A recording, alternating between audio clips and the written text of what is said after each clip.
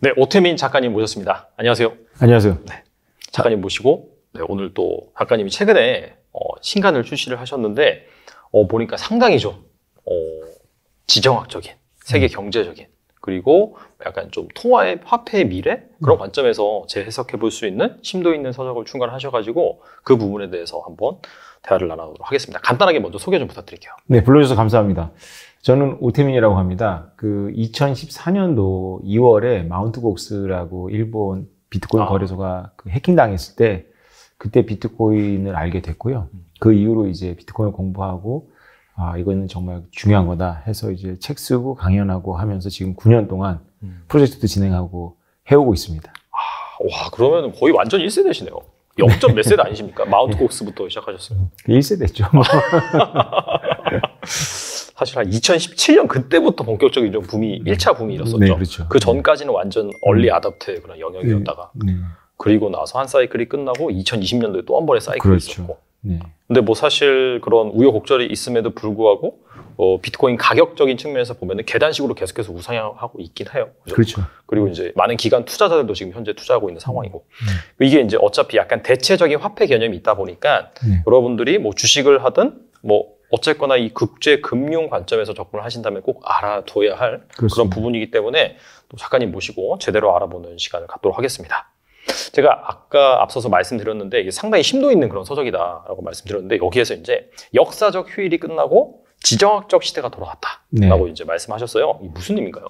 국제 정치학자들이 이제 역사의 휴일이 끝났다 이렇게 표현을 합니다. 물론 이제 뭐 약간 문학적인 표현이지만 소련이 이제 붕괴되고 나서 전 세계는 이제 그 국가들이 서로 자본주의를 받아들이고 민주주의를 받아들여서 선의의 경쟁을 해 나가는 거지. 쉽게 말하면 이제 그 국민을 잘 먹고 잘 살게 하는 그 합리성을 추구하는 경제 시대가 왔지. 예전같이 그 냉전이라든가 정치가 뭐 주도해서 뭐 군사적인 작전을 해야 되거나 이런 시대는 끝났다라고 본 거죠. 대표적으로 이제 예를 드는 게 1990년대 초에 나왔던 프란시스 후쿠야마가 쓴 역사의 종말이라는 책을 상징적으로 얘기를 하죠. 그런데 이제 우리가 보시면 아시겠지만 지난 10년 전부터 좀 조짐이 이상했고요. 특히 작년에는 이제 러시아가 우크라이나를 침공하면서 지금 지정학을 빼놓고는 아무런 이야기를 할 수 없는 그런 시대로 들어가 버렸죠. 그래서 역사의 휴일이 끝났다 이렇게 표현을 합니다. 그러면 역사적 휴일이 이제 사실 그 세계사 역사를 보면은 어떻게 본다면 휴일은 상당히 좀 짧았다고 볼 수 있겠죠. 그렇죠. 물론 저희는 이제 어떻게 본다면 뭐 좋은 시기에 태어나서 휴일에 적응이 되어 있긴 하지만은 상당히 좀 짧았다고 볼 수가 있겠고 그렇다면 약간 그 한 2차 세계대전 이후에 약간 휴일이 좀 전반적으로 계속해서 휴일적 관점에서 갔다라고 볼 수 있다면은 최근 10년간은 점점 이제 약간 지정학적 그렇죠. 그게 좀 중요하다고 볼 수 있는 거겠네요. 네, 그렇죠. 그래서 지정학에서 가장 중요한 플레이어는 국가거든요.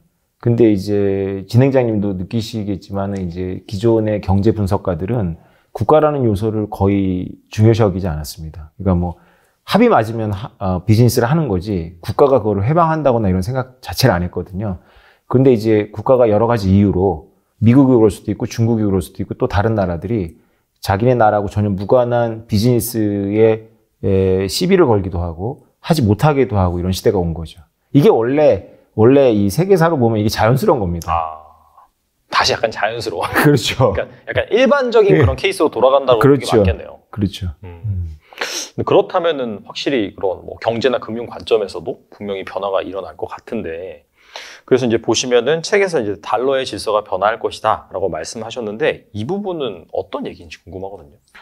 지금 이 시대가 굉장히 위험해지고 있는 이유는 달러의 위기이기 때문에 그렇습니다. 보통 달러의 위기를 얘기하면 이제 그 금이나 혹은 비트코인이나 혹은 중국의 위안화가 달러의 지위를 도전한다 뭐 이렇게 흔히들 이야기를 합니다. 많이 하죠. 달러의 위기는 내생적입니다. 원래 내재화되어 있어요. 왜냐하면 브레튼 우드 시스템이라는 것 자체가 한 나라의 국민 통화를 세계의 기축통화로 삼는 것 자체가 사실 여러 가지 무리가 있는 겁니다. 원래부터가요? 네. 그걸 잘 모르고 있다가 1960년대에 예일대학교의 그 트리핀 교수가 문제가 있는 시스템이다. 이거 오래 못 간다라고 얘기를 했거든요. 그분이 트리핀이라는 분인데 그분의 예견대로 이제 미국이 손을 썼어야 됐죠. 그래서 지금까지 이 공부를 해보면 80년 동안 이 시스템이 합당해서 온 게 아니라 얼기설기 이런 거를 뭐 이렇게 계속 수습해 오면서 왔던 겁니다. 근데 사실 그래서 원래는 금태환 제도라고 해서 금이랑 그렇죠. 달러랑 가치를 연결시켰다가 그렇죠. 정확한 연도는 기억이 안 나는데 70년대, 72년인가요? 71년이죠. 71년이죠. 근데 이제 닉슨 대통령 당시에 그렇죠. 이걸 이제 폐기는 끊어버렸잖아요. 네. 그러면서 어떻게 본다면은 뭐 단기간에 혼란스럽긴 했지만은 그럼에도 불구하고 그 이후로 한 50년 이상 달러 패권이 잘 유지가 됐었잖아요. 그렇죠. 근데 지금 뭔가 그렇다면은 뭔가 약간 달러 패권의 균열이 가는 그런 이유는 무엇일까요? 그거는 이제 원래 처음부터 그랬는데요. 예를 들면 프랑스의 드골 대통령은 이 시스템 자체가 마음에 안 들었죠. 우리가 지금 생각하는 거하고 비슷합니다. 미국은 좋은 종이에다가 특별한 잉크만 묻히면 어느 나라든지 물건을 사오거나 자원을 가져올 수 있는 거잖아요. 미국만이 그런 특권을 누렸잖아요. 아주 쉽게 보면. 그렇죠. 그래서 이미 1960년도에 이제 드골 대통령 계속 그거를 이제 시비를 걸었죠. 실제로 금으로 바꿔가기도 하고. 그러다 이제 야, 금을 바꿔준다는 건 상징적인 거지. 진짜로 바꿔가면 어떡하냐. 이렇게 해서 이제 그걸 이제 창고를 닫아버린 거죠. 닉슨 대통령이. 근데 그 이후로는 이제 페트로달러 시스템 뭐 이렇게 오면서 미국의 국력을 믿고 이렇게 왔는데 이것이 계속 가기는 좀 어렵게 됐죠. 특별히 미국의 국내 정치 상황이 이걸 어렵게 만들고 있습니다. 국내 정치 상황이 어렵게 만든다는 구체적으로 어떤 상황을 말씀하시는 거죠? 트럼프 대통령으로 상징되는 게 트럼피즘이잖아요. 근데 이제 트럼프 대통령 어떻게 보느냐는 이제 사람들의 입장마다 다 다른데 이게 분명히 존재하는 현상이거든요. 그러니까 트럼프 대통령이 당선된 그 현상을 트럼피즘이라고 합니다. 그 트럼피즘은 트럼프 개인하고는 별로 관계가 없어요. 그건 뭐냐면 미국이 이 세계의 책무를 떠안고 있는데 많은 부담을 지고 있는데 그거에 대한 정당한 대가를 못 누리고 있다. 특히 미국의 고등학교만 졸업한 백인 남성들. 그러니까 그냥 우리나라 같으면 그 큰 대기업의 제조업에서 근로자로 복무할 분들이 지난 30년 동안 세계화 속에서 실질 소득이 늘질 않았어요. 오히려 일자리를 뺏겼죠. 제조업 일자리를. 그게 미국이 이제 달러 패권하고 연결이 되어 있거든요. 쉽게 말하면 달러 패권을 계속 갖고 가려면 미국이 기축통화국을 계속 하려면 경상수지 적자를 계속 내야 됩니다. 경상수지 적자를 계속 낸다는 거는 이제 일자리를 외국으로 수출한다는 거잖아요. 그 대신 미국의 초엘리트들은 굉장히 유리하죠. 왜냐하면 전 세계를 무대로 금융이나 이런 걸로 할 수 있는 비즈니스가 많으니까. 근데 그 정도의 어떤 지력이나 그런 기술이 확보되지 않은 그냥 뭐 근속이 이렇게 성실하기만 하면 이렇게 보장되는 그런 일자리가 없어진 거예요. 30년 동안 미국에서는. 그런 열망이 전통적인 러스트벨트라 그래가지고 할아버지도 민주당원, 아버지도 민주당원인 지역에서 아들들이 트럼프를 찍는 기현상이 발생한 거죠. 그걸 트럼피즘이라고 합니다. 그래서 트럼피즘을 쪼리면 결국은 미국이 경상수지 흑자국으로 가겠다는 뜻이죠. 그렇게 된다면 자연스럽게 이 기축통화의 입지가 흔들릴 수 있다. 이렇게 볼 수 있는 건가요? 시스템 전체가 붕괴됩니다. 왜냐하면 기축통화라는 것 자체가 미국이 전 세계에 유동성을 공급하는 중앙은행 역할을 하는 거거든요. 유동성이라는 건 결국 발권자의 빚입니다. 그러니까 미국의 빚인 거죠. 그러면 바깥에서는 미국에 대해서 무역 흑자를 내고 그걸로 미국 채권을 사준다거나 하면서 미국의 이자를 떠받쳐주는 거거든요. 미국만이 그 특권을 누릴 수가 있어요. 그런데 중국 같은 경우에 미국 국채를 사지 않은 지가 꽤 됩니다. 그렇죠. 네. 중국이 가장 큰 흑자국인데 안 하고 있잖아요. 그래서 벌써 이제 암묵적인 룰이 깨지고 있는 거예요. 그러니까 사실 중국이라든지 그런 쪽에서 어떻게 보면 저렴한 그 노동력을 바탕으로 싼 물건을 만들어서 수출을 하고 미국은 사주고 대신 중국은 그 미국의 채권을 다시 사주는 그런 좀 선순환 구조에서 그게 이제 균열이 되다 보니까 미국 입장에서는 계속해서 이제 달러를 발행해서 방금 말씀하신 그런 행위를 못하고 뭔가 자체적으로 뭔가 일자리를 만들어야 되는 약간 그런 상황에 직면했다 이렇게 이해하면 되는 건가요? 그렇습니다. 사실 그래서 최근에 보면은 뭐 칩스법도 마찬가지고요. IRA도 마찬가지고. 맞습니다. 자국에다가 계속해서 뭔가 그렇죠. 2차 전지라든지 전기차라든지 자동차, 뭐 반도체 이런 것들 다 만들려고 하잖아요. 그런 것들이 약간 그런 일환이라고 볼 수 있을까요? 그렇습니다. 미국의 전통적인 노조나 이런 데서는 원래 민주당의 한 축의 지지 세력 중에 하나에서는 전통적으로 계속 세계화 반대하는 목소리가 있었어요. 그런데 지금 공화당에서 국가 방위를 외치는 분들하고 이게 합이 맞아버린 겁니다. 쉽게 말하면 정치적인 스펙트럼에서 극좌의 논리하고 극우의 논리가 합이 맞았어요. 그래서 지금 말씀하신 그런 법안들은 실질적으로는 그 일자리를 가져오는 건데 그것이 지금 미국에서 전체적으로 엘리트들과 함께 추진되는 이유는 국가 안보 문제입니다. 합이 맞아버린 거죠. 근데 이게 약간 좀 헷갈릴 수 있다고 생각이 되는 게 미국은 경상수지 흑자를 위해서 방금 말씀하신 뭐 자국에다가 이렇게 일자리를 만들고 뭐 근데 그 얘긴즉슨 달러 패권을 약간 포기하는 그런 뉘앙스잖아요. 근데 약간 이 두 개가 뭔가 좀 상반된 그런 느낌이라서 미국 입장에서 그럼 달러 패권을 어느 정도 포기하고 경상수지 흑자, 즉 자국에다 일자리를 만들면 얻는 게 있을까요? 그러면 좋은 게 있는 건가요? 그러니까 미국의 정치를 이해하려면 어느 나라나 마찬가지지만 단일하지 않잖아요. 우리나라 정치 엘리트들이 단합되어 있지 않잖아요. 분열되어 있잖아요. 미국도 마찬가지인데요. 미국은 세 가지 축으로 봅니다. 그래서 현실주의라고 하고 이상주의라고 하고 고립주의라고 하는데 이 이름이 정확한 이름은 아니에요. 그러나 트럼피즘의 그 지지 세력의 가장 큰 축은 고립주의거든요. 그래서 고립주의를 지향하는 정치 세력은 달러 패권이나 이런 거에 관심이 없습니다. 그러니까 미국 동부, 우리가 이제 음모론에서 많이 얘기하는 그런 금융 세력들은 현실주의나 이상주의자들의 배후에 있는 거죠. 고립주의를 싫어하고 세계 관여를 계속 해야 되는 거고. 그러니까 미국이 어떻게 행동한다라는 걸 미국의 단일한 목소리라고 생각하면 안 되고요. 미국도 지금 내부에서 굉장히 창발적인 다이내미즘이 계속 있는 거죠. 그러니까 미국이 조지 프리드만이라는 국제정치학자는 미국의 정치 내전이 2010년도 시작해서 2026년쯤에 마무리될 거라고 보고 있어요. 지금 정치 내전 중입니다, 미국이. 그러면 그때 이제 명확한 윤곽이 좀 나올 것이다. 그렇습니다. 사실 그 변화하는 세계 질서, 레이 달리오도 서적을 썼잖아요. 주기적으로 이제 패권 국가가 바뀌고 있다. 그렇죠. 미국은 약간 좀 지는 분위기고 중국이 부상하고 있다. 약간 그런 거와 연결시켜서 생각해 볼 수 있을까요, 그러면? 근데 레이 달리오가 이제 그 투자자고 경제 쪽에서 이렇게 자신의 어떤 그 감각을 키우셨잖아요. 그분이 저도 그 책을 봤는데 그분이 국제 정치학자들의 어떤 그런 주류적인 관점하고는 좀 많이 달라요. 그 국제 지정학을 얘기해야 되는 게 지리잖아요, 지리. 그렇죠. 지리적 여건에서 봤을 때 중국이 전 세계 패권을 미국처럼 이렇게 발휘할 가능성은 거의 없습니다.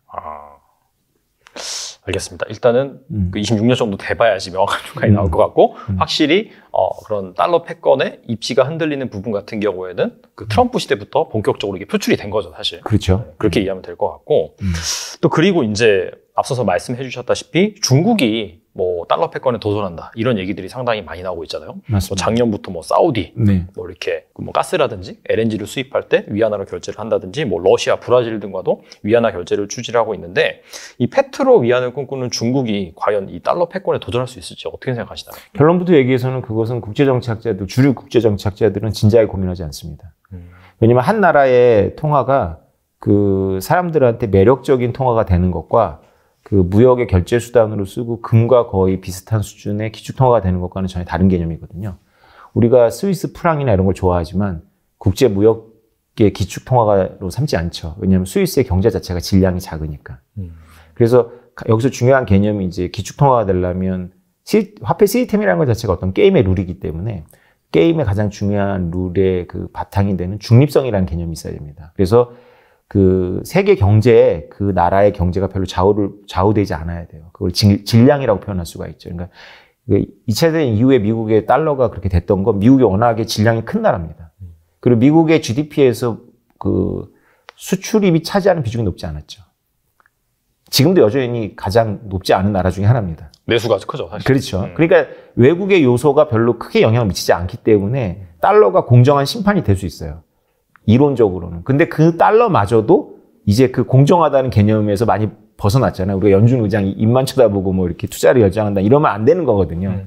근데 중국은 실제로 그 통화를 통제합니다. 자본 유출을 통제하고. 그래서 지금 사우디나 이런 모습들을 언론에서 이렇게 부각을 하는데 그 국제 정치학자들은 그런 원리 때문에 저거는 그냥 뭐 단기적이고 어떤 그런 뭐 빈살만이라는 독특한 인물이 미국과의 이제 줄다리기를 하는 과정에서 일어나는 일이라고 보지 위안화가 달러를 대체할 거라고 보지 않죠. 특히 피터 자양 같은 경우는 그 대목에서 막 웃더라고요. 왜냐하면 이 위안화는 실제로 달러보다 더 많이 발행했어요. 발행량이 더 많고 보는 통화가. 네. 통화 통제가 그러니까 감당이 안 되는 나라라고 보는 거죠. 그러니까 어느 나라도 위안화를 믿고 자신의 부를 위안화에다 잠글 생각을 안 하는 거죠. 언제 절하할지 모르고. 사실 뭐 미국에선 뭐 환율 조작국 이런 식으로도 뭐 부르기도 하잖아요. 그러니까 그렇게 뭐 경제 규모가 크고 영향력이 확대된다 하더라도 신뢰가 없기 때문에 이건 본질적으로 될 수가 없다. 그렇게 간주하는 거겠네요. 그러면. 그렇죠. 우리는 연준 의장만 입문 법령이 아니라 FOMC 회의가 잡혀 있고 이러잖아요. 근데 중국에 대해서 그런 거 들어보셨어요? 그런 거 없죠. 그냥 갑자기 철상 전화 그러죠. 그런 식으로 나오니까. 그러죠. 그게 안 돼서 안 되는 거예요. 그리고 이제 중국이 또 1대1로 정책을 지속적으로 추진하고 있잖아요. 그리고 이제 이게 뭐 장점이자 단점이 될 수 있고 단점이자 장점이 될 수 있는 부분인데 중국 같은 경우에는 1당 체제다 보니까 그냥 하나 목표를 딱 정하고 뭐 100년이건 계속해서 추진할 수가 있다. 그래서 그 부분이 좀 무서운 부분이다라고 하더라고요. 그래서 이 1대1로 정책을 본격적으로 추진하고 있는데 그 책에서 중국이 직면할 3가지 난관이 있다고 말씀하셨는데 이 부분은 무엇인가요? 그렇죠. 그러니까 지금 계속 우리가 이제 논의하고 있는 내용이 미국을 과연 중국이 대체할 것이냐. 미국은 이제 세계 경찰 노릇은 안 하고 어느 외교관께서 이렇게 표현하셨는데 미국은 세계 정교 회장은 안 하고 정교 1등만 계속 할 생각이다. 정교 회장은 내려놓을 거다. 근데 지금 정교 회장 할 사람이 그러면 중국이냐? 중국은 깜냥이 안 된다. 뭐 이런 얘기거든요. 이제 그런 맥락에서 1대1로를 파악을 해봐야 됩니다. 그래서 1대1로는 지금 현재 이제 연임을 하신 그 한 시진핑 주석의 이제 본인의 이제 캐치프레이즈랑 거의 유사하고요. 여러 가지 국제 지정학적인 배경이 있습니다. 1대1로라는 선택 자체가. 근데 지금 와서 돌이켜보면 잘못된 선택이라고 보여지죠. 왜냐하면 중국이 서진 정책이거든요. 중국의 서진 정책. 1대1로가 뭐 중국의 서쪽만 개발하는 건 아니지만 대체로 거기에 집중되어 있습니다. 그래서 원래 사업성이 있는 계획들이 아니었고요. 지정학적인 야심이었어요. 그러니까 말레카 해협을 미국이 봉쇄했을 때 중국의 에너지 자급이 안 되는 나라이기 때문에 봉쇄돼 버리거든요. 대만 야심을 이제 실현할 때 미국의 카드 중에 하나가 말레카 해협을 봉쇄해 버리면 중국은 100일 만에 손을 들어야 돼요. 그러니까 지금 러시아에 대해서 미국이 가한 봉쇄를 러시아가 아니라 중국한테 하면 5억 명 정도가 지금 죽습니다. 기아로. 러시아는 에너지도 자급이 되고 식량도 자급이 되는 거대 국가고요. 중국은 에너지, 식량 전부 자급이 안 되는 나라죠. 그래서 말레카 해협이라는 초크 포인트를 딱 쥐면 안 되기 때문에 파키스탄의 과다르항을 개발해요. 호르무즈 해협 바로 옆에 있거든요. 파키스탄의 과다르항을 개발해서 거기 파키스탄을 지나가지고 송유관을 깔아서 그것이 신장 위구르 지역을 통해 가지고 몇천 킬로미터로 와서 중국의 동해안으로 오는 루트거든요. 이걸 처음에는 그 후진타오 당시에 사업성이 없다라고 결론을 내렸어요. 근데 이게 시진핑 주석을 뒷받침하는 세력은 이거다라고 생각을 한 거죠. 그래서 중국이 미국 국채를 사는 대신에 무역 흑자로 남쳐나는 외자를 전부 외국에다 자기 서쪽에다가 빌려준 돈에 쓰일 때 자신의 근로자 회사를 고용하도록 하고 하니까 일자리도 생기고 그다음에 남쳐나는 이제 자본도 쓸 수가 있고 미래에 대한 투자도 되고 지정학적으로도 이제 미국의 봉쇄를 뚫을 수 있고 뭐 이런 여러 수를 본 건데요. 결정적인 하자가 있는 거죠. 중국의 서쪽에 있는 나라들은 중국의 동쪽에 있는 나라들, 예를 들면 대만이라든가 한국이라든가 일본과는 전혀 다릅니다. 중국이 상대하는 대만, 한국, 일본은 서로 으르렁대긴 하지만 비즈니스가 되는 사이예요. 상당히 문명화되어 있고. 근데 중국의 서쪽에 있는 나라들, 특히 칸이나 한으로 끝나는 나라들은 정권이 안정적이지 않고요. 그 다음에 돈은 받는데 갚을 생각하지 않습니다. 내 돈이다라고 생각하는 거군요. 개념이 없어요. 네. 산악민족이고. 굉장히 용맹합니다. 그리고 겉에서 볼 때는 중국이 뭐 이란 항구도 치라고 뭐 이런 게 보잖아요. 근데 중국이 신장 위구르의 모슬림들을 탄압하잖아요. 그래서 중국하고 그 파키스탄의 정부하고는 친한데 중국 근로자가 파키스탄에 일하러 가면 폭탄 테러를 맞습니다. 살해당해요. 그 뉴스가 다 안 나서 그런데 실제로 그런 위협이 계속 발생합니다. 중국인들이 싫어하죠. 모슬림 지역이니까. 무슬림은 사실 확실히 그 근간에 그 종교적인 색채가 너무 강하기 때문에 그런 부분과 참 융합하기 힘들겠네요. 네, 그리고 지정학에서는 이제 좀 약간 이거는 학문적이진 않지만 지정학자는 얘기하는데요. 산악민족하고 해양민족의 기질을 달리 보거든요. 산악민족은 굉장히 완고하고 용맹하죠. 해양민족은 굉장히 개방적이고 열려있죠. 근데 중국의 동쪽에 있는 나라들은 좀 바다를 끼고 있으니까 해양민족의 성격을 갖고 있는데 서쪽에 있는 나라는 다 산골이잖아요. 심지어 옛날 제국들도 다 와서 무덤이 됐던 거잖아요. 그곳이. 그 지정학에서 이제 그 하트랜드라고 합니다. 유라시아 대륙의 심장부. 그게 중국의 서쪽, 러시아의 남쪽, 그 다음에 독일의 동쪽 이렇게 되는 거죠. 에너지가 많고 종족적으로 분열되어 있고 산악 지역이고 여기를 잡은 세력이 이제 전 세계를 지배한다 뭐 이런 게 이제 지정학적인 이론이 있는데 그게 얼마나 신뢰할 할 만한지는 모르겠으나 에너지 때문에라도 전부 그 제국들이 야심을 투사했다가 굉장히 피를 흥건히 흘린 지역이죠. 여기에 중국이 지금 1조 달러 가까이 물려 있어요. 네, 맞아요. 이 부실 채권이 이제 2030년대 되면 확정이 되거든요. 근데 그 전에 돌아온다는 거예요. 그래서 2017년을 굉장히 대만 위기의 중요한 분수령으로 봅니다. 2027년. 2027년. 왜냐하면 시진핑의 사연임. 근데 업적이 1대1로라서 업적을 만들어야 되거든요. 그래서 푸틴에게 전쟁이 필요했던 것처럼 시진핑 주석한테 2027년이 되면 전쟁이 필요하다. 이게 미국 국방부에서 보고 있는 D-Day이고요. 또 하나가 이제 2025년입니다. 그건 이제 미국의 대선 이후에 미국의 난맥상. 한쪽이 한쪽을 랜드슬라이드에 못 이길 거로 보거든요. 그러면 이제 부정선거나 투표 불복이 일어날 거라고 보고 있어요. 그래서 미국이 내전 상태로 들어가는 거를 이제 중국이 노리고 대만 야욕을 하고 있다. 그래서 미국에서는 지금 얼마 전에도 하원에서 워게임을 했거든요. 미국 워게임을 합니다. 워게임 구체적으로 어떤? 워게임이 뭐냐면 이제 청백팀을 나눠가지고 시뮬레이션을 만들어서 이렇게 시뮬레이션 안에서 한번 게임을 해보는 거예요. 그래서 종합적인 게임을 해봅니다. 그래서 우리가 군인들만이 아니라 금융 전문가들도 모여가지고 이렇게 미국이 행동하면 중국이 이렇게 행동하면 이렇게 대응하고 누가 이기는지 이렇게 해보는 거예요. 그래서 뭐 금융적으로 해킹도 하고, 그다음에 미국 국채도 집어 던지고 이런 걸 다 해보는 거죠. 시나리오를 가지고. 시나리오를 써보는 거네요. 그러면 다양한 시나리오를. 네, 그래서 서로 이렇게 진지합니다. 그 책을 읽어보면 자기네가 이기려고 해요. 그 팀을 딱 맡으면. 그래서 머리를 막 쓰면서 온갖 창의적인 걸 해보죠. 그러면 이제 그걸 이제 통해서 미국이 이길 때도 있고 질 때도 있고 하니까 이제 구멍을 메우는 거죠. 2025년과 2027년을 놓고 지금 워게임 시뮬레이션 하고 있습니다. 미국의 진지한 기관들은. 근데 그때 뭐 실제 전쟁이 일어날지 안 날지는 가봐야지 알겠으나 확실히 긴장감이 고조되는 건 맞으니까 지정학적인 그런 리스크가 커지는 건 맞는 시기라고 볼 수 있겠네요. 그렇죠. 어느 정도냐면요. 우리나라 언론에서는 잘 보도가 안 되고 우리가 둔감한데 미국은 되게 진지합니다.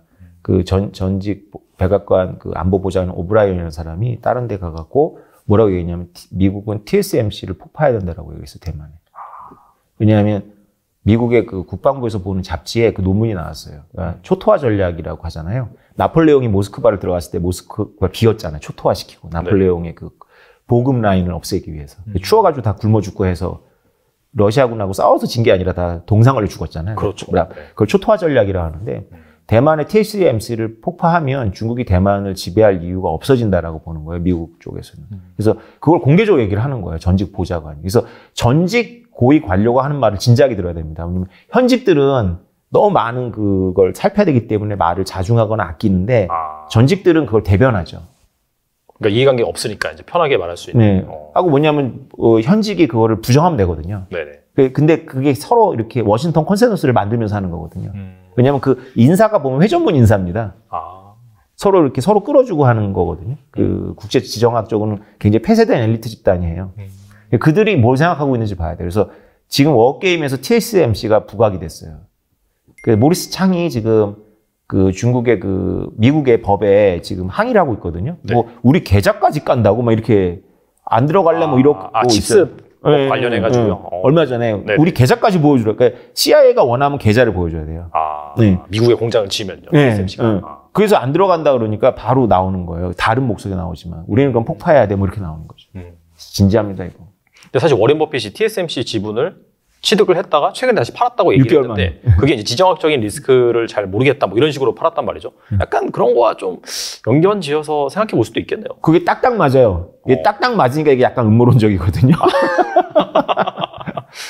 근데 이제 그런 워게임을 하고 있는 건 확실해요.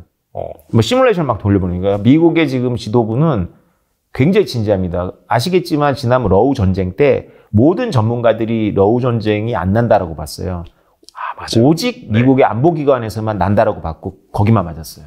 그 미국 그래서 막 난다라고 했는데 뭐 젤런스키 같은 경우에 안 난다 막 그래서 왜 그러냐 막 그러면서 막 그렇게 얘기를 했는데 그리고 나서 한 며칠 안 있다가 났죠 사실. 미국 정보기관만 난다고 봤죠 그 당시. 일관성 있게. 미국 정보기관은 2025년과 2027년 대만 위기를 되게 진지하게 검토하고 있어요. 제가 여러 채널에서 공부를 해보면 그렇게 보고 있어요. 근데 어떻게 본다면은 약간 삼성전자한테 기회가 될 수도 있다는 그런 생각도 드네요. TSMC가 그렇게 날라. 만약에 우리나라의 엘리트들이 이 기회를 잘 잡는다면 엄청난 기회죠. 뭐 전쟁을 바란 건 전혀 아니고 아무튼 간에 변화하는 세계 질서에서 좀 현명하게 잘 대처했으면 좋겠다라는 그런 생각이 들고요. 그리고 이제 지정학적으로 이제 미국과 중국의 대립은 앞으로도 뭐 지속될 것이다 그렇게 전망하는 그런 부분이 많은데 미국은 그간 역사 속에서도 수많은 또 도전을 물리치면서 이제 달러 패권을 유지한 바가 있잖아요.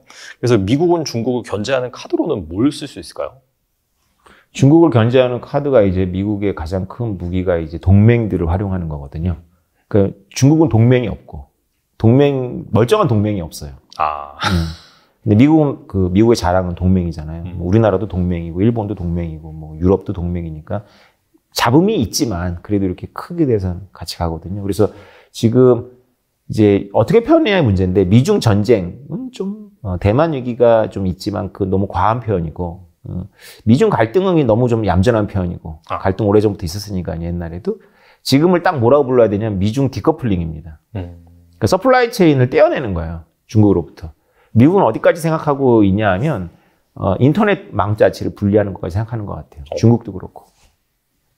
왜냐하면 아까 워게임 얘기를 드려볼게요. 그 워게임에서 가장 미국이 고민하고 있는 약점이 뭐냐면 미국의 대선이 끝났어요. 그런데 양쪽이 전부 서로를 수긍하지 못해서 항의가 일어나다가 항의가 격화되면 미국은 총을 들고 나와 서로 막 싸울 수 있잖아요. 근데 그 트럼프 2기 때도 약간 그런 게 있었어요. 블랙 메러스라는 그 시위 때 굉장히 막 불타고 그랬었잖아요.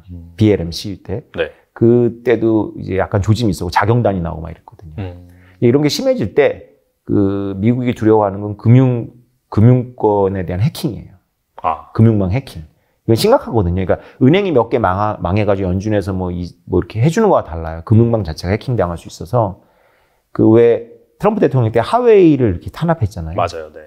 그게 우리는 무역 마찰이라고 생각했잖아요. 근데 제가 나중에 공부해보면 그게 아니고 머리 짧은 분들, 미국의 엘리트들 중에 그러니까 군인 출신들의 엘리트들이 계속 해온 워게임상 칩을 쓰면 안 되는 거 아예. 중국산 칩을. 해킹할 수가 있으니까. 그렇죠. 그러니까 해킹 당할 수 있다라는 걸 모르기 때문에 쓰면 안 되는 거예요. 그래서 하웨이를 이제 밀어내야 되는 거고 티톡을 지금 밀어내고 있고 하죠. 그래서 아예 안 쓰는 거죠 지금. 사실 그러니까 망을 분리한다라는 것 자체가 뭐 쉽게 말하면 이런 거겠네요. 그냥 우리는 미국에서는 중국 서비스를 아예 안 쓰고 중국 인터넷 관련 서비스를 아예 안 쓰고 마찬가지로 중국은 미국 걸 안 쓰고 그런 완전히 분리되는 그런 개념이라고 볼 수 있는 건가요? 중국이 미국 빅테크들의 서비스를 안 쓴 지는 오래됐죠. 그렇죠. 네. 만리방법이라는 걸 세워가지고 그걸 이제 부주석 때 주도했던 게 바로 지금 현재 주석인 시 주석이에요. 사실 후진타오 주석 때 중국은 거의 연착륙으로 간다라고 봤어요. 그러니까 경제가 아니라 정치가. 중국도 이제 문을 여는구나. 근데 그때 황태자였던 부주석인 시 주석은 전혀 다른 생각을 하고 있었던 거죠. 그래서 해킹 못하는 막지 못하는 망은 없다. 뭐 이런 팀들을 고용해 갖고 이제 SNS 중국에서도 웨이보나 이런 거 SNS가 활발했었는데 후진타오 때 그걸 다 검열합니다. 그래서 지방 당원을 비난하는 건 놔두고 중앙당을 공격하는 거는 다 검열을 하고 그랬었어요. 그러다가 이제 본인이 이제 권력을 잡은 다음에 그걸 점점 이제 밀고 나가고 있거든요. 그러니까 이제 미국에서는 이제 그걸 관용했죠. 중국이 우리나라 뭐 구글이나 뭐 아이폰이나 뭐 이런 거에 대해서 이렇게 페이스북 이런 거 차단하는 거는 중국의 특수 상황이고 미국은 중국 거 차단하지 않아 이런 것들이 이렇게 있었다가 트럼프 대통령이라고 하는 트럼피즘에서 왜 그래야 되는데 이렇게 나온 거고. 그래서 대중들은 감정적으로 일단 받아들일 수 있는 건데 그 배경에는 금융망에 대한 해킹 문제가 있습니다. 위기 발생 시에. 앞서서 동맹국을 활용해서 이제 뭐 중국을 견제할 수 있다고 말씀하셨는데 뭐 구체적으로 하면 뭐가 있을까요? 그러니까 구체적으로는 서플라이 체인에서 중국을 이제 배제하는 거죠. 지금 하고 있는 그런 그렇죠. 방법들. 그래서 가장 먼저 깃발을 든 게 반도체죠. 반도체에서 이제 네덜란드의 이제 광학기기 같은 건 100% 점유율이니까 그게 못 들어가면 중국의 반도체 산업은 이제 발전을 못 하는 거죠. 꺾어버리겠다는 거죠. 분질러 버리겠다는 거죠. 근데 뭐 이거는 사실 알 수 없는 부분이긴 한데 미국의 전략이 잘 통할까요, 근데? 그게 이제 우리의 불확실성이죠. 네. 미국이 그렇게 단일하게 이 새로운 냉전이라고 하는 이 대중국 봉쇄 전략을 당이 바꿔 가더라도 꾸준히 지속할 수 있을까? 아니면 확 또 친중적인 노선을 돌까? 뭐 이런. 사실 우리가 이제 줄을 쓰더라도 확실해야 줄을 서는데 잘못 줄 섰다가는 이제 뻘쭘해질 수가 있는 거죠. 그렇죠. 근데 제가 알 수는 없는데 국제 지정학자들이 이거는 불가피하다고 보고 있어요. 그러니까 이런 룰이 있거든요. 미국하고 갈등하는 건 괜찮아요. 미국하고 갈등하는 건 괜찮은데 어느 선을 넘어서서 미국에게 적으로 규정되면 안 돼요. 그럼 미국은 반드시 부러뜨립니다. 근데 중국이 그걸 했어요, 시주석 때. 여러 가지가 이제 결정적인 게 있었는데 미국에도 친중파가 상당히 많습니다. 그래요? 대표적으로 미국의 그 초엘리트인 그 부시 가문이 친중이고요. 클린턴 가문은 아니죠. 부부가 같은 성을 쓸 뿐이지. 네네. 거기도 친중이에요, 민주당에서. 근데 둘 다 지금 입지가 없어졌죠. 예. 사실 이 중국 봉쇄는 강하진 않았지만 노선이 언제 확정된 거냐면 트럼프 대통령 때가 아니라 오바마 2기 때. 피보트 아시아 하면서 나중에 리밸런싱으로 이름 바꾸거든요. 그 기억나십니까? 그때 바이든 부통령이 우리나라에 와서 박근혜 대통령을 만나서 미국의 반대편에 배팅하는 건 좋지 않다 이렇게 말했어요. 근데 그거 번역이 잘못됐다 막 이렇게 했는데 우리나라 박근혜 대통령이 그냥 전승절 가버리셨죠. 그 추후에 이제 정치적인 이제 비참함은 뭐 다 아시는 내용이니까 꼭 그걸 음모론적으로 얘기할 필요는 없지만 미국이 부작위는 할 수 있었을 거야 아마. 그냥 손 놓고 있었던 거죠. 뭔가 할 수 있었는데 그러니까 그때부터 신호를 보냈어요. 미국은 진지해 지금. 미국은 중국 봉쇄할 거야. 이 아시아 지역에서 중국하고 우리는 지금 경쟁이야. 이렇게 신호를 보냈는데 그때 일본을 빼놓고 영국이나 프랑스나 한국이 신호를 완전 잘못 읽었죠. 대표적인 게 아시아개발은행을 중국이 그 IMF의 대항마로 이렇게 띄웠잖아요. 그때 투자하지 말라고 막 했는데 우리나라가 7인 거 그랬을 거예요. 그 은행에 중국 주도의 국제은행에 투자한 게. 그때만 해도 미국 말을 잘 안 들었어요. 미국이 진지한지 몰랐죠. 근데 지금은 이제 제가 지정학 공부하는 동안에도 사람들은 무슨 지정학 시대가 오겠어만 이렇게 봤어요. 심지어는 국제정치학 박사인 저의 형도 그렇게까지 심각하게 안 본 거예요. 근데 지금은 이 지정학이나 이런 거에 모르는 분들도 지정학이라는 게 확 느껴지는 거죠. 확 느껴지죠. 네. 이거는 이제 돌이킬 수가 없는 거죠. 오래됐고. 근데 사실 이게 G2 패권 전쟁 얘기하면서 우리나라는 이제 가운데 껴가지고 이제 고래 싸움에 새우등 터진다 이제 그런 표현을 많이 쓰잖아요. 그리고 앞서서도 미국이 이제 전교 회장 역할을 내려놓고 전교 1등만 할 것이다 그렇게 말씀하셨잖아요. 뭔가 느낌 흘러가는 분위기상 우리나라한테 뭐 좋을 건 없다 약간 그런 식으로 느껴지긴 하는데 그럼 이런 갈등 속에서 뭐 한국 또 그리고 일본도 마찬가지일 것 같긴 하고 이 두 국가의 좀 운명? 입지는 어떻게 될 건지 궁금하거든요. 먼저 피터 자이안 얘기를 드릴게요. 피터 자이안은 그 최근 책이 되게 영어 제목이 되게 무섭습니다. 종말의 시작이거든요. 산뜻하네요. 그러니까 미국이 빠진 이분은 계속 지난 10년 동안 외쳤어요. 미국이 고립주의로 간다. 미국이 이제 세계 경찰 안 한다. 미국 없는 유라시아를 생각해야 된다라는 얘기를 10년 전부터 했는데 이분 말대로 좀 돼가고 있거든요. 근데 그때 망하는 제일 앞에 나라들을 열거할 때 사우스 코리아를 제일 앞에 놓더라고요. 무역 의존도 엄청 높고 그 세계화 속에서 크고 있는 거잖아요. 이 대한민국이. 그렇죠. 미국이 여기서 순찰을 안 돈다. 미국 항공모함이. 당장 북한의 위협도 있고 우리는 거의 중국의 이제 정적으로 속국이 될 가능성도 높겠죠. 그런데 일본은 좀 다르고요. 일본은 이제 여기 지역에서 이제 어떤 그런 골목대장 역할을 할 거라고 지역 패권이라고 하는데 할 거라고 피터 자이안은 보고 있어요. 근데 저는 공부를 하면서 피터 자이안의 생각에 동의하지 않습니다. 그 부분에 대해서는. 그 부분은 이제 많은 추론이 가정이 깔리지만 미국이요. 일본을 믿기가 어려워요. 근데 일본이랑 미국이 되게 친하잖아요. 보여지는 거는. 네. 근데 제 책에서 강조하고 있는데요. 일본은 미국의 국경국가입니다. 변경국가. 그러니까 우리가 미국의 국경국가는 카나다하고 멕시코잖아요. 네네. 그리고 이쪽에 태평양, 이쪽에 대서양이잖아요. 네. 태평양 건너에 있는 나라가 물론 러시아가 있지만 러시아 이 동쪽은 사실 러시아가 아니잖아요. 그냥 땅이 있는 거지. 그렇죠. 주력은 아니잖아요. 네네. 러시아는 유럽이잖아요. 근데 나라다운 나라는 일본이 있는 거죠. 바다 건너서. 바다 건너서 바로 나라다운 나라는 일본이다. 그렇죠. 그래서 일본과 미국과의 두 나라의 관계는 보통 우리하고 일본과의 관계처럼 복잡합니다. 원래 국경을 마주 보고 있는 나라들과의 관계는 애증이 있잖아요. 옛날에 뭐 사실 진주만 습격 사건도 있었고요. 그렇죠. 그러니까 일본을 개항하게 해준 것도 미국이고 개항하게 해주고 미국이 바로 남북전쟁 들어가느라고 간섭을 못했어요. 간섭을 했으면 일본이 우리나라 개항시키고 간섭하는 것처럼 했을 거예요. 그러니까 일본이 신났죠. 그래가지고 일본이 근대화해서 조선, 청나라 뭐 다 좌절시켰잖아요. 러시아도 이겼잖아요. 맞아요. 그런데 미국이 고립주의로 갔어요. 1차 세계대전 끝나고.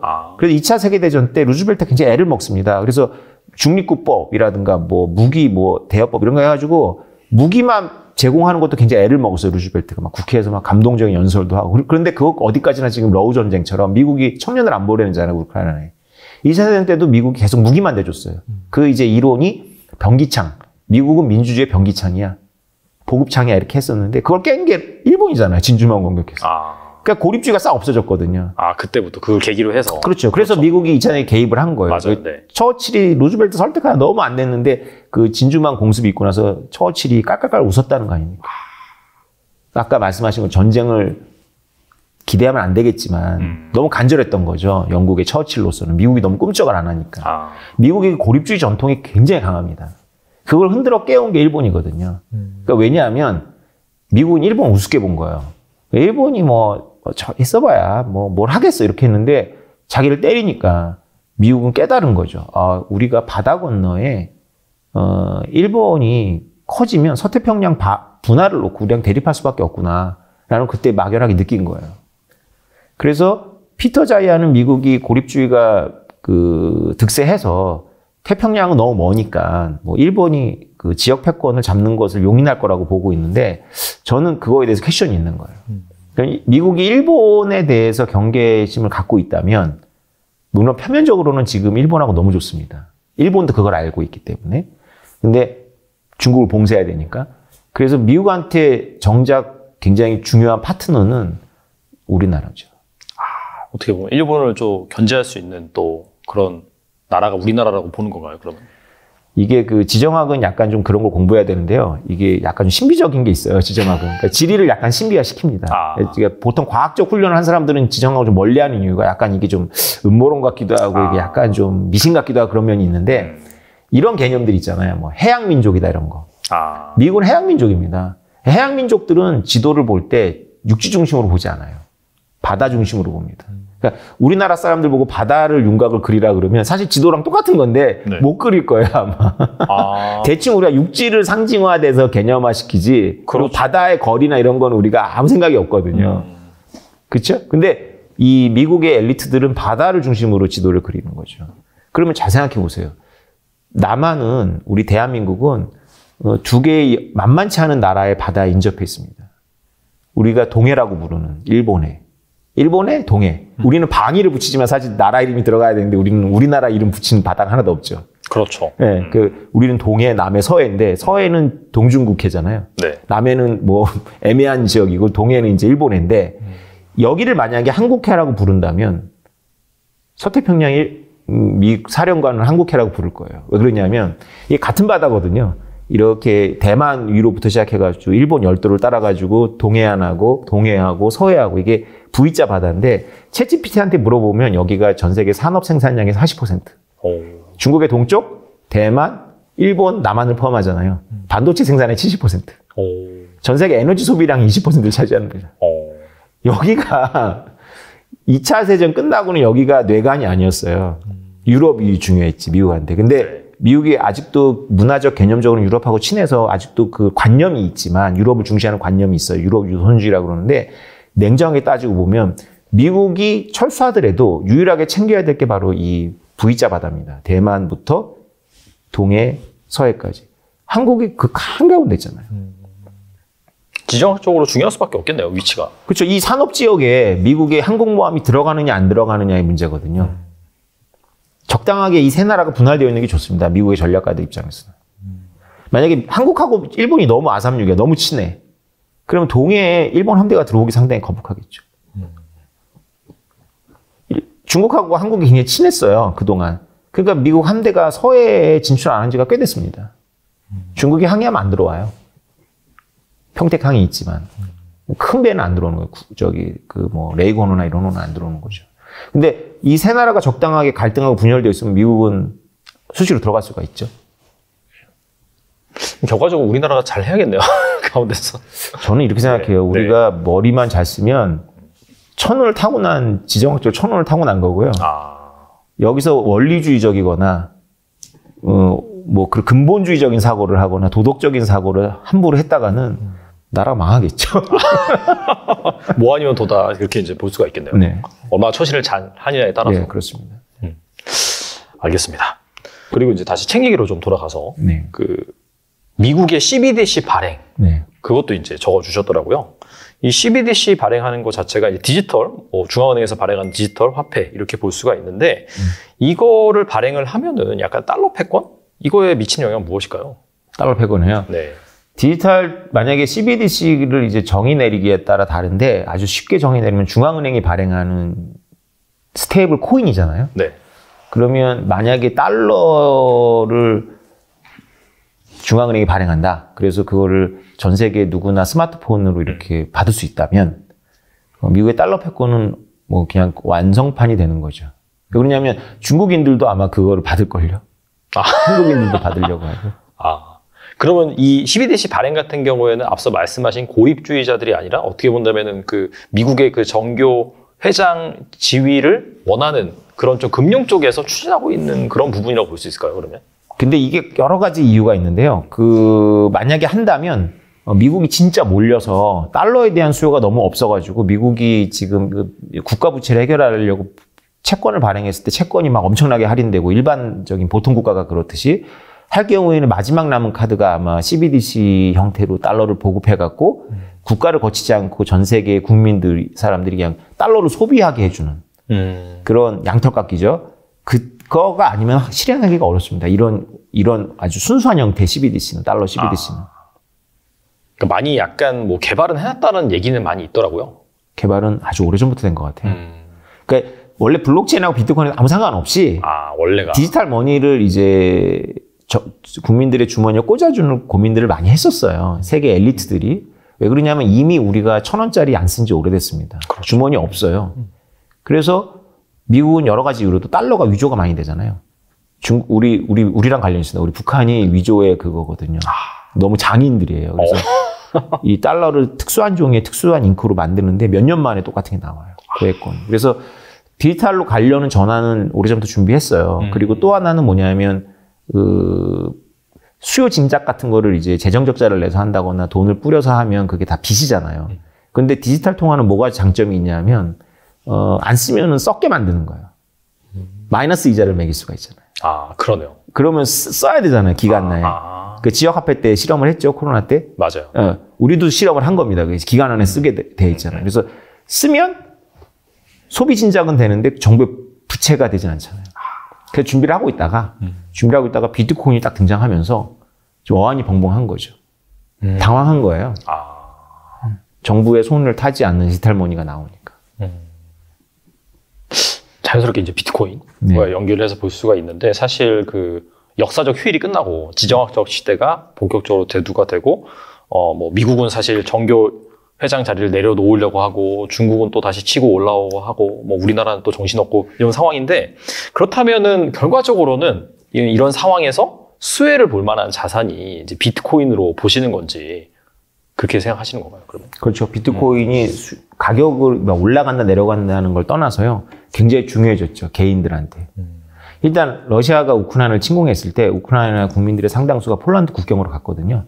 그때 이제 실증이 된 거죠. 폴란드 국경을 넘을 때 종이 달러가 의미가 있고요. 폴란드 돈을 뭐 갖고 있다면 좋았겠지만 종이 달러가 있어야 되거나 금괴가 있어야 되거나 비트코인이나 이더리움이 있어야 됐던 거죠. 왜냐하면 통장에 들어있는 돈은 의미가 없어요. 왜냐하면 어느 나라든지 위기에 빠지면 금융 봉쇄를 합니다. 폭탄 사야 되니까. 외화가 제일 중요한 귀중한 자산이거든요. 금 같은 것도 이제 국경 수비대가 뺏을 수 있고요. 이제 공항은 못 나가죠. 금속 탐지기에 걸리고. 근데 종이 달러 고액권 많이 준비 안 해놓잖아요. 근데 종이 달러도 아마 검색할 거예요. 근데 비트코인 같은 건 아시겠지만 암호키만 머릿속에 넣어놓으면 되거든요. 그렇죠. 그러면 가족은 보낼 수가 있는 거예요. 그래서 만약에 아까 말씀드렸던 대만 위기가 발생한다. 이거는 비트코인 탄생하고 나서 전혀 다른 모드거든요. 여태까지 많은 위기가 있었어요. 근데 그거는 변방이고요. 아까도 말씀드렸지만 대만을 꼭지점으로 해가지고 우리 한국까지 이 지역이 부자 나라입니다. 중국에서도 부가 다 동해안에 있죠. 부자 지역인데 여기에 만약 위기가 발생한다. 비트코인이 엄청 오를 겁니다. 왜 그러냐면 그게 발생하면 비트코인을 거래소에서 살 수가 없을 거예요. 이 지역에서. 거래소도 다 차단을 할 겁니다. 봉쇄하고. 그쵸. 그렇죠. 이게 어차피 거래소에서 거래하는 거는 내 지갑에 있는 게 아니라 거래소 그렇죠. 지갑에 있는 거잖아요. 그렇죠. 근데 비트코인은 여기서만 거래하는 게 아니라 유럽에서도 있기 때문에 여기서 못 사는 것뿐이지 비트코인 가격은 엄청 뛰는 거죠. 그렇죠. 약간 옛날에 그 가두리 쳐놓고 막 무슨 김치코인 퍼핑한다듯이 약간 그런 거와 유사한 그런 수급적인 논리가 형성이 될 수 있겠네요. 예. 왜냐하면 가족들은 다 국경 바깥으로 보내고 싶잖아요. 빈몸으로 보낼 수는 없잖아요. 그럼 뭘 지어서 보내야 되는데 국경에 안 걸리는 게 바로 비트코인이거든요. 어느 나라를 가서 쓸 수 있는. 준비를 잘 해놔야겠네요. 맞습니다. 이게 참 이게 네 웃으면서 할 얘기가 아니긴 한데. 그리고 앞서서 이제 그 미국이 오래전부터 CBDC, 이 달러 패권 유지를 위해서 준비를 해왔다라고 했는데 비트코인이 나타나면서 약간 어안이 벙벙한 그런 시츄에이션이 발생했다고 말씀하셨잖아요. 그러면은 뭐 만약에 이 두 자산 간의 상관관계가 있을지 미국이 CBDC를 발행을 하면은 뭐 비트코인 입지에는 어떤 영향을 미칠까요? 일단 쉽게 생각하면 비트코인의 효용은 이제 메타버스 시대에서 이제 그 망에서 쓸 수 있는 이제 돈이라고 생각을 하고 있잖아요. 근데 가격의 불안정성이 큰 문제인데 가격이 안정된 위안화 CBDC가 나온다거나 엔화 CBDC가 나온다거나 달러 CBDC가 나온다면 비트코인하고 이더리움은 특히 이더리움 같은 경우에는 존재 의의가 확 줄어드는 거죠. 그렇게 인식들을 할 거예요. 그런데 이제 저 같은 사람들이 계속 얘기를 하겠죠. 본질적으로 다르다라는 거. 왜냐하면 미국이 달러로다가 CBDC를 만들지언정 비트코인처럼 이렇게 희소해지는 속성을 부여한다거나 자기네가 만지지 못하는 탈중앙성을 보유한다거나 전혀 그럴 리가 없거든요. 그럴 수는 없죠. 오히려 더 강해지겠죠. 네, 그러니까 그런 걸 이제 깨달으면 아 비트코인은 좀 예외구나라는 생각들을 하겠죠. 다른 용도가 있구나라고 생각할 거예요. 그래서 그게 혼재돼가지고 어느 방향에 갈지 잘 모르겠어요. 이더리움도 어차피 좀 탈중앙화되고 그다음에 스마트 컨트랙에서 이제 어차피 이제 뭐 통용되는 화폐니까 그런 관점에서 보면 또 상관성이 좀 낮지 않나요? 그렇죠. 이더리움도 비트코인의 속성을 많이 갖고 있습니다. 이미. 근데 이제 다른 이제 잡코인이라고 하는 것들이 이제 대부분 지향하는 게 뭐 메타버스 거래라든가 뭐 이런 건데 그렇죠. 그런 게 의미를 갖지는 어렵겠죠. 알겠습니다. 그리고 좀 궁금한 게 그 사실 역사적인 휴일은 뭐 결과적으로는 상당히 좀 짧았고 뭐 길어봤자 이제 80년 정도라고 볼 수 있겠죠. 2차 세계대전 이후니까. 그리고 이제 그런 좀 지정학적인 그런 시기는 상당히 길었잖아요. 이제 어떻게 본다면은 향후에 방금 말씀하신 것처럼 물론 일어나서는 안 되겠지만은 그런 전쟁 위기가 발생을 하고 그런 리스크가 부각이 됐을 때 약간 좀 그런 상황에서 부각받을 만한 그런 자산이 좀 금 같은 거잖아요. 어떻게 보면. 그렇죠. 네. 뭐 그래서인지는 모르겠지만은 월가에서는 약간 비트코인을 디지털 금이다라고 하면서 이제 밸류에이션을 하기도 하잖아요. 뭐 JP 모건인가 정확한 그런 뭐 투자은행 이름 모르겠는데 뭐 비트코인 적정 가격을 한 10만 달러 이렇게 제시하기도 했는데 여기에 대해서는 어떻게 생각하세요? 네, 비트코인은 그 인류가 만든 그 가장 이상적인 화폐 현상이거든요. 그래서 사람들은 이렇게 말하면 이제 미쳤구나 생각하는데. 네. 그게 맞아요. 이론만 따라가면 우리 거부감을 가져서 이론만 따라가면 맞습니다. 화폐는 왜냐면 썩지 않아야 되고 무한히 분할돼야 되고 가벼워야 되고 희소해야 되고 그 다음에 대체 가능해야 되거든요. 그러니까 내가 꾸겨진 신사임당하고 새 신사임당 똑같이 교환이 돼야 되거든요. 이런 속성을 다 갖고 있는 돈은 없어요. 사실 냉정하게 따져보면. 비트코인이 이걸 충족해요. 근데 가격이 안정돼야 된다라는 거에 사람들이 너무 강박관념을 갖고 있는 거죠. 그런데 금이 이제 전통성이 있기 때문에 금은 비트코인과 이제 양립이 가능한 굉장히 강력한 자산은 맞아요. 근데 금은 비트코인이 갖고 있지 않은 역사성이라는 매우 강력한 요인을 갖고 있어요. 검증된 수천 년 동안 사람들이 다 그걸 믿으니까. 근데 결정적인 단점이 있어요. 금이요? 네.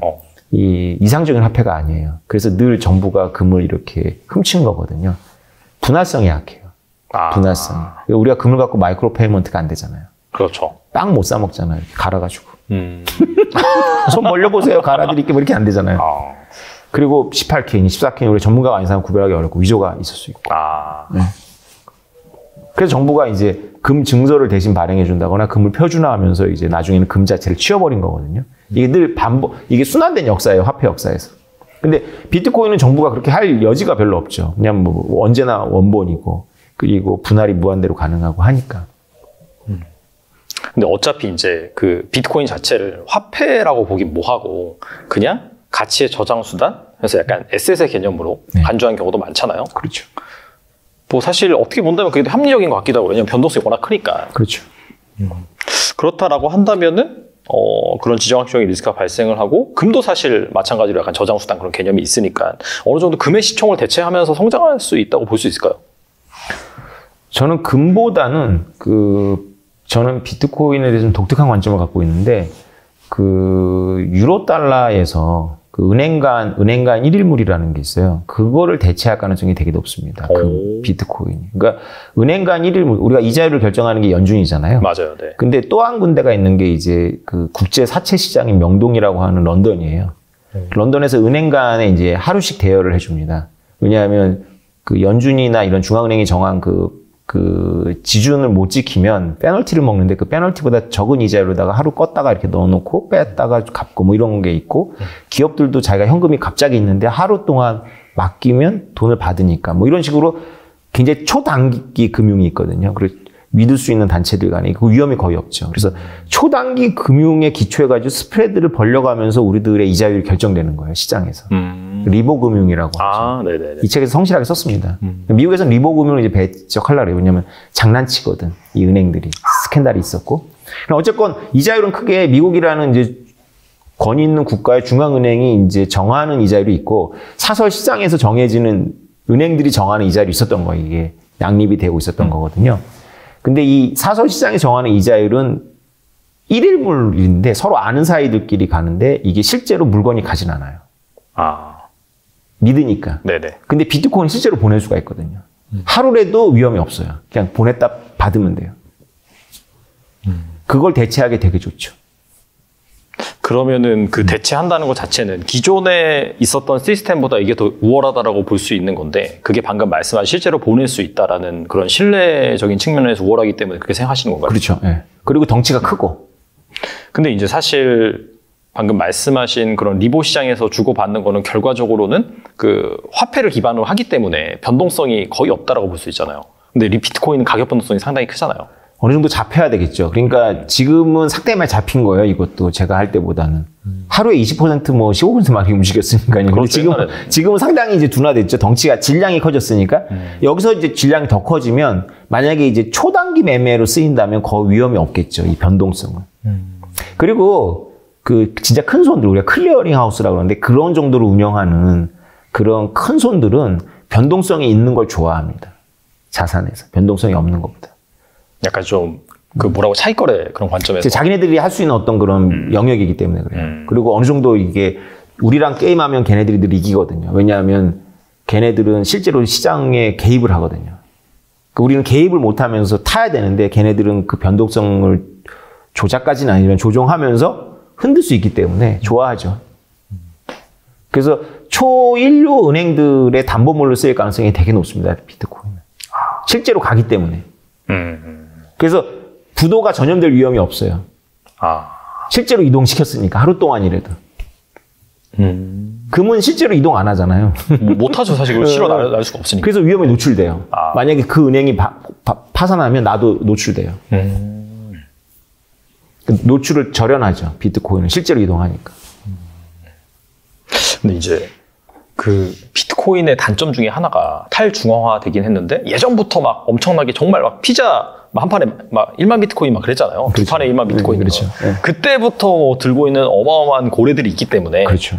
이게 사실 탈중앙화된 게 아니라 그쪽에서 뭐 정말 한 10만 불 그 정도 가면은 다 털 것이다. 그럼 그렇죠. 완전히 그냥 폭락할 것이다. 그런 우려가 늘 왔었던 것 같긴 하거든요. 네. 그런 부분에 대한 리스크 때문에 그렇게 커지기 힘들지 않을까? 그렇게 생각하시는 분도 많은 것 같은데 어떻게 생각하세요? 그 리스크가 있습니다. 실제로 존재하고요. 지금까지 손바꿈을 많이 했고 저는 그걸 온몸으로 받기도 했어요. 2014년도에 제가 투자를 했기 때문에 50만 원일 때 그때가 제일 힘들었어요. 왜냐하면 비트코인 세계가 둘로 나눠졌어요. 쪼개졌어요. 왜냐하면 처음엔 이게 이제 마약할 자유 이런 사이버 펑키들이 비트코인을 많이 채택을 했거든요. 그러니까 이 사람들은 이제 비트코인을 많이 갖고 있지만 비주류가 되기를 원했던 거예요. 근데 한쪽에서는 이걸 주류화해서 합법화해야 된다라고 봤고요. 그 싸움이 2014년도 가을부터 시작을 했습니다. 그래가지고 폭락을 했고요. 막 10,000개씩 집어 던지는 거 고래를 시장에다가. 그걸 감당을 못하는 거죠. 그렇죠. 그때. 그러면서 그들이 좀 많이 나갔어요. 그럼에도 불구하고 지금 이제 문제가 되는 건 바로 그 부분 말씀하신 그 내용 때문에 불확실성이 너무 높은 거죠. 비트코인은. 특히 지정학적인 문제에서 지금 비트코인이 딱 목에 걸렸습니다. 미국 역대 대통령 중에 오바마, 트럼프, 바이든 이렇게 비트코인하고 노출됐는데 가장 강하게 반대하죠, 바이든 행정부. 왜냐하면 지정학적인 이유로 그렇습니다. 챗GPT한테 2017년도 1월 비트코인의 나라 국가 화폐별 거래량을 이제 달라 그러면 위안화가 95%가 나와요. 그래요? 근데 그 당시 저는 공부하고 있었기 때문에 이제 알고 질문한 건데 그 당시에는 99%였어요. 보정을 한 거죠. 보정한 게 이제 95%인 거예요. 그래서 저는 이제 비트코인 거래소를 중국이 금지했을 때 정말로 환영을 했어요. 저건 좀 금지를 해야 된다, 중국은. 너무 과열됐거든요. 근데 미국 입장에서 지금 생각을 해보면 비트코인 자산은 초창기에 너무 중국에 많이 노출이 된 거예요. 그래서 미국이 어떤 자산을 통과하느냐 안 하느냐 심사를 할 때 이게 외국에서 너무 많이 조정을 할 수 있으면 안 해주거든요. 그래서 비트코인의 ETF가 계속 지금 거절되고 있는데 그 승인 이유 중에 하나가 거절 이유 중에 하나가 미국 바깥에서 조정할 가능성이라는 게 있어요. 그 비트코인 시세라든지 그런 물량 관점에서. 아까 말씀드렸듯이 워게임 같은 거 할 때도 영향을 미치겠죠. 확 던져버리면. 근데 약간 그런 관점도 있더라고요. 뭐냐면은 어차피 이게 스테이블 코인, 뭐 테더라든지 그 외에 여러 가지 이제 뭐 그런 스테이블 코인이 많잖아요. 달러에 패깅된. 근데 이게 뭐 미국 입장에서는 계속해서 달러 수요를 가져가기 때문에 뭐 특히 이제 특정 주 같은 경우에는 스테이블 코인 자산을 예치하려면은 미국 국채도 담아라. 뭐 이렇게 얘기를 한 것처럼 그래서 이 미국의 유동성을 좀 흡수해 줄 수 있기 때문에 미국이 이런 것들에 대해서 좀 혜택을 볼 수 있다. 이런 얘기도 있는데 어떻게 생각하세요? 이거는? 그렇죠. 유로 달러 그랬어요. 유로 달러라는 게 1960년대에 등장했을 때 미국의 연준의 관리를 받지 않는 달러 금융이었거든요. 달러를 쓰면 미국 연준의 통제하에 있어야 되는데 유로 달러는 미국 바깥에서 생긴 달러 시장이잖아요.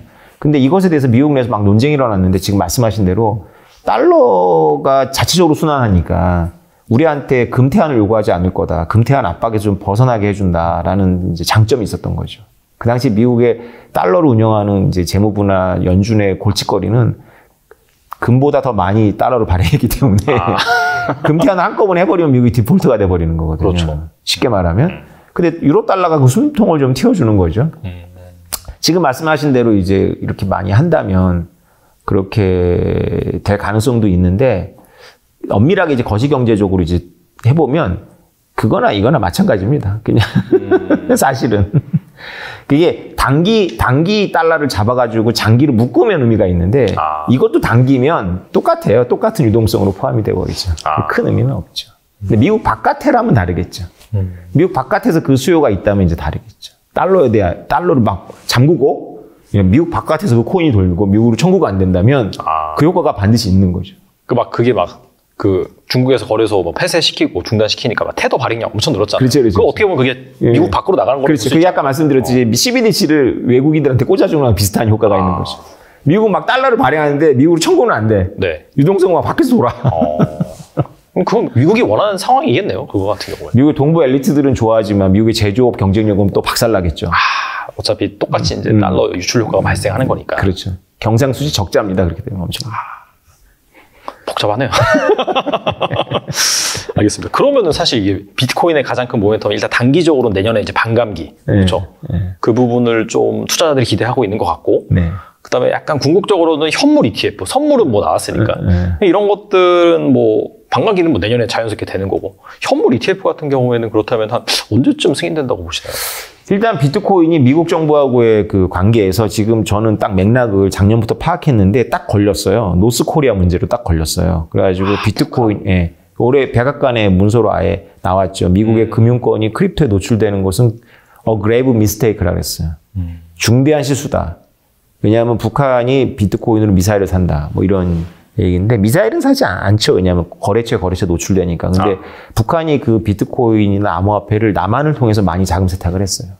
여기 협조자들이 너무 많았던 거예요. 아무 개념 없이.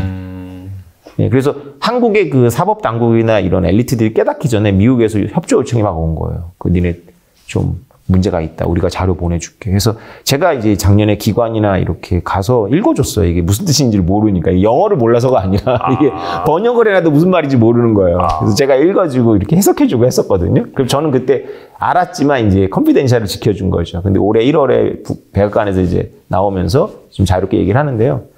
그런 인식이 되게 강해요. 바이든 정부는 비트코인을 환경을 오염시키고 두 번째는 노스코리아 같은 적성국가들, 특히 중국이 많이 갖고 있고. 그래서 이걸 어떻게 비트코인은 암호화폐 진영이 풀어내느냐에 따라서 이제 달라질 텐데, 뭐 정부가 바뀌면 또 색깔이 달라질 텐데 공화당으로 바뀌어도 큰 기대가 안 되는 게 있어요. 공화당이 이제 잡았던 텍사스에서는 리버테리안이라 그래가지고 이제 자유지상주의자들이 비트코인 채굴이나 이런 전기에 도움도 되고 하니까 이렇게 했는데 최근에 또 마이닝 업체들 또 내쫓았거든요.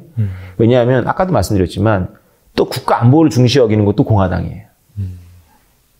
개인의 자유를 중시 여기는 것도 공화당이고 국가 안보라고 하면 또 껌뻑 주는 게 공화당이니까 지금 비트코인이 국가 안보 이슈가 돼버리면 오히려 공화당으로 정권이 바뀌면 더 탄압을 할 것 같아요. 한번 기대하기 힘들겠네요, 그러면. 그런데요, 이게 음모론이 아니라 현실에서는 이렇게 다양하잖아요. 이게 작년에 세팅이 됐거든요. 미국 정부는 이제 그래서 지금 뭐 골드만삭스나 이런 데가 뭐 하려던 거 없어요. 원래 2020년 러우 전쟁 전에는 막 이렇게 하다가 비트코인 관련해서? 네, 다 멈췄어요, 지금. 눈치 보는 거거든요. 근데 비트코인 가격이 올랐잖아요, 올해 들어서. 올랐죠. 갑작스럽게 한 50% 올랐죠. 그러니까 이거는 서로 상반된 방향이잖아요. 이게 현실인 것 같아요. 왜냐하면 미국 정부는 이제 그런 입장인데 미국 정부가 그럼 비트코인을 막 줄이를 틀고 다 틀어막고 할 능력이 있느냐? 그렇진 않거든요. 어차피 가는 방향이다. 그렇게 생각하면 되겠네요, 사실. 미국의 의도야 뭐 연준이 이자를 올려서 인플레 잡는 거지만 인플레 잡기 전에 은행들부터 망하잖아요. 국채 가격이 떨어져가지고. 네네. 그러니까 늘 그런 현실하고 부딪히는 거죠. 비트코인도 비슷한 부작용이 나오겠죠. 계속 이렇게 하다가는 오히려 더 비트코이너들이 주장하듯 지하 경제만 더 커지겠죠. 역효과가 날 가능성이 크죠. 빨리 주류화시키고 빨리 승인하고 중요한 법인들 비트코인 주소 만들게 하면 비트코인의 상당수가 노출돼 버립니다. 그러면 우리나라 같은 경우에 삼성전자가 비트코인 주소를 공개된 주소만 쓰도록 하면 그 주소하고 연결되어 있는 비트코인들은 또 노출돼 버리는 거거든요. 뭐 사실 그냥 예금주가 있다라고 이제 뭐 명기한 거나 마찬가지 효과겠네요. 그렇죠. 빨리 주류화시키는 게 답입니다, 사실은. 그들이 원하는 걸 얻으려면. 근데 그렇죠. 이해를 잘 못하고 있는 거죠, 지금. 아직까지도. 네. 반감기는 어떻게 보세요?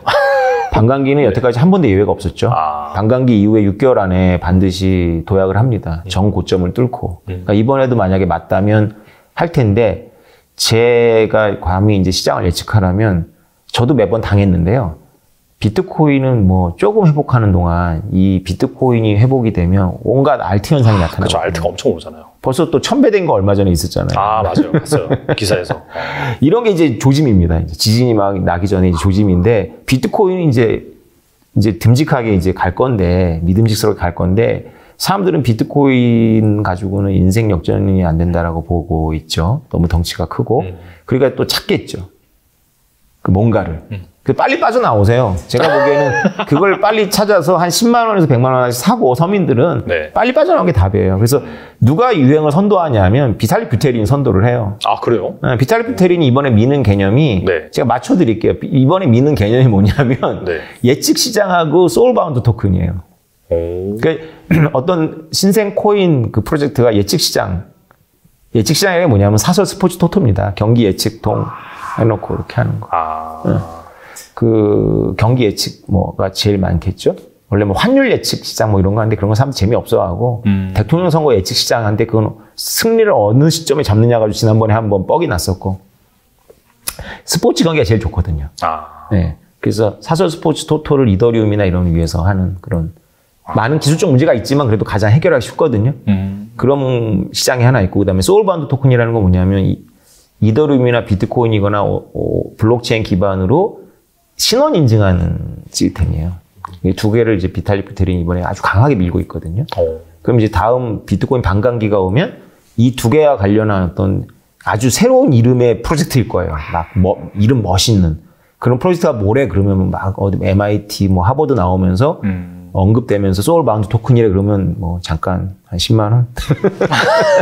그리고 이제 한 소박하게 한 100배나 뭐 한 500배 되면 빨리 나오셔야 돼요. 그러니까 예전에 메타버스랑 P2E 뭐 이런 NFT 이런 거였다라고 한다면 이번에는 이제 그렇죠. 2017년도에 이제 ICO로 한번 떴었고 이제 없어진 개념이고요. 2020년도에는 디파이하고 NFT였죠. 맞아요. 그리고 이제 또 별로 이렇게 남긴 게 없잖아요. 이번에는 이제 소울바운드 토큰과 뭐 다른 것도 있겠지만 다 두 개를 밀고 있어요. 그 분이. 그냥 뭐 그게 좀 애매하다 싶으면 그냥 이더리움 투자하면 되겠네.